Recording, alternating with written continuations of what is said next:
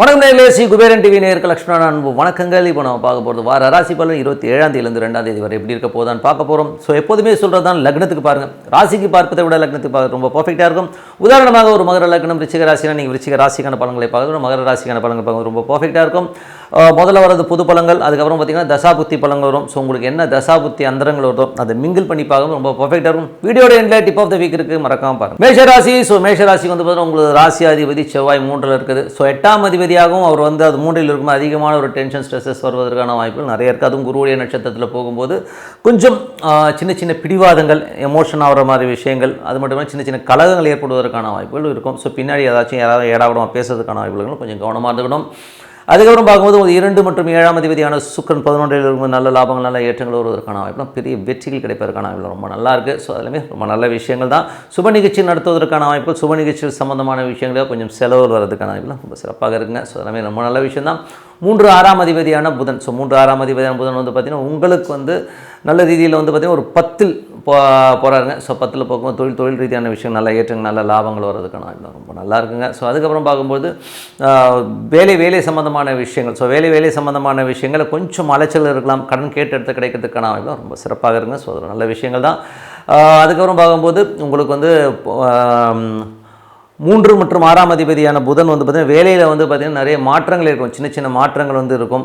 தொழில் ரீதியான விஷயங்களும் புதிய அக்ரிமெண்ட் சைன் பண்ணுற மாதிரி விஷயங்களை கண்டிப்பாக ஏற்படுத்தும். ஸோ 4ஆம் அதிபதியான சந்திரன் வந்து பார்த்திங்கன்னா உங்களுக்கு பூராடத்தில் வந்து இந்த வாரம் ஸ்டார்ட் ஆகுதுங்க. ஸோ பூராடணும் போது வெளிநாடு சார்ந்த விஷயங்கள் ரொம்ப சிறப்பாக இருக்கும். தொழில் ரீதியான விஷயம், நல்ல வளர்ச்சி, நல்ல ஏற்றங்கள், நல்ல ஒரு லாபங்கள் வருவதற்கான விஷயங்கள் கண்டிப்பாக இருக்குங்க.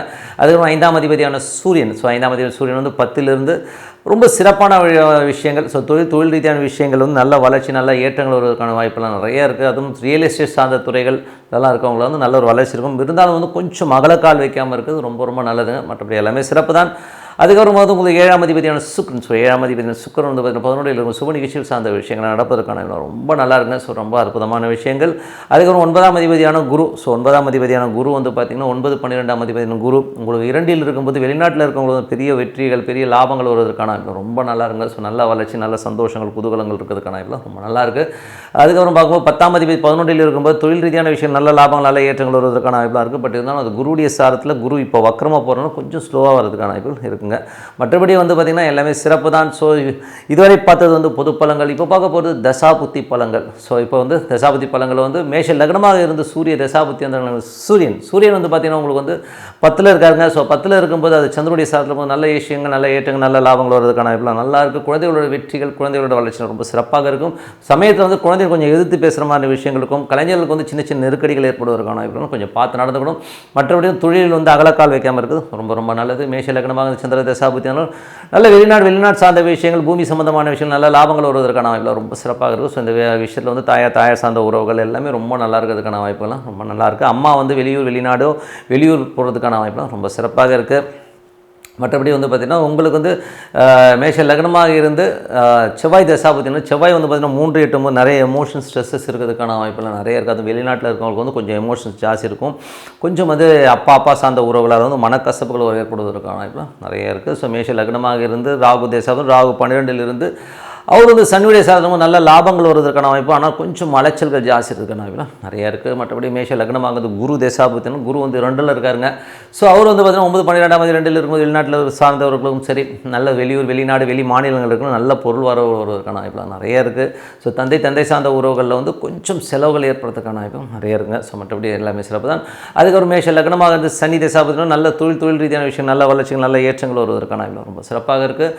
மேஷ லக்னமாக இருந்து புதன் தசாபுத்தி அந்தரங்கள். புதன் வந்து பார்த்திங்கன்னா 3, 6ஆம் அதிபதி வந்து உங்களுக்கு வந்து 10ல் இருக்கும்போது தொழில் ரீதியான விஷயம், நல்ல வளர்ச்சி, நல்ல ஏற்றங்கள் வருவதற்கான ரொம்ப சிறப்பாக இருக்குது. மேஷ லக்னமாக கேது தசாபுத்தி அந்தரங்கள். கேது வந்து பார்த்திங்கன்னா உங்களுக்கு 6ல் இருக்காருங்க. ஸோ வேலை செய்வர்களுக்கும் சின்ன நெருக்கடிகள், நிறைய கேள்விகள் கேட்கறதுக்கான வாய்ப்பு நிறைய இருக்குது.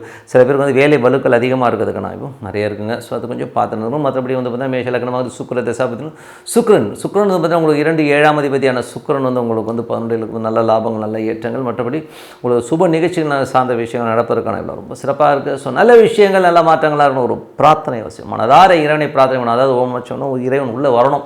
ஸோ அந்த மாதிரி பிரார்த்தனை பண்ணும்போது கண்டிப்பாக அடுத்த லெவல் போகிறதுக்கான ரொம்ப சிறப்பாக இருக்குது. Tip of the week. So tip of the வீக்கில் நம்ம பார்க்குறது மாத்ரு தோஷம். ஸோ மாத்ரு தோஷம்ன்றது வந்து பார்த்திங்கன்னா இது வந்து தாயார் வழியில் வந்து ஜெனட்டிக்காகவும் வரும்.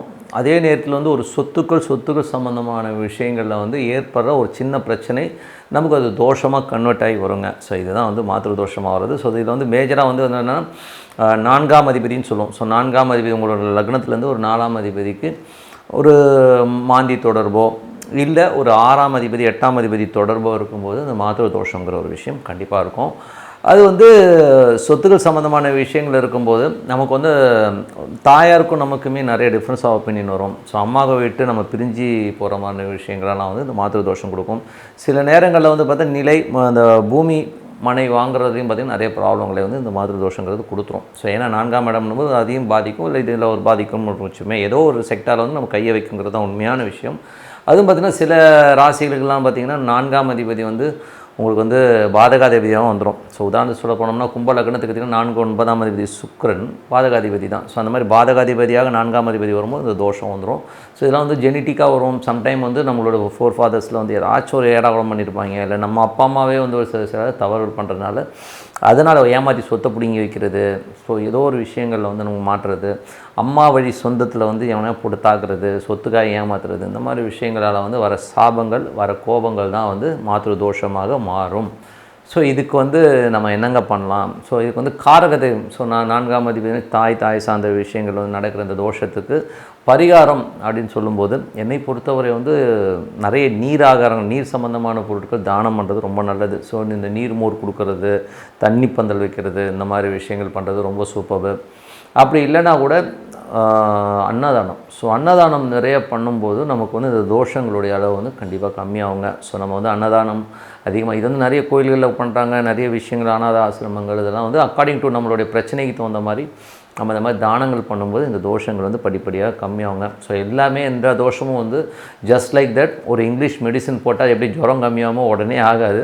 இது வந்து நீங்கள் கொடுத்துட்டே வர ஒரு நட்சத்திரமோ ஒரு கரணமோ அந்த ஒரு திதியோ சம்மந்தப்படும் போது இந்த தோஷங்கள் கண்டிப்பாக விலகும். ஸோ அதுவரை வந்து நம்ம வந்து இந்த தோஷங்களை வந்து என்ன பண்ணோன்னா இருக்குன்னா நீங்கள் இந்த பரிகாரங்களை வந்து கண்டினியூவாக பண்ணிட்டு வாங்க. So one point of view வந்து பண்ண நமக்கு டிஃப்ரென்ஸ் தெரியும். ஒரு 10% 15% அப்படியே கம்மியாகிட்டே வரும்.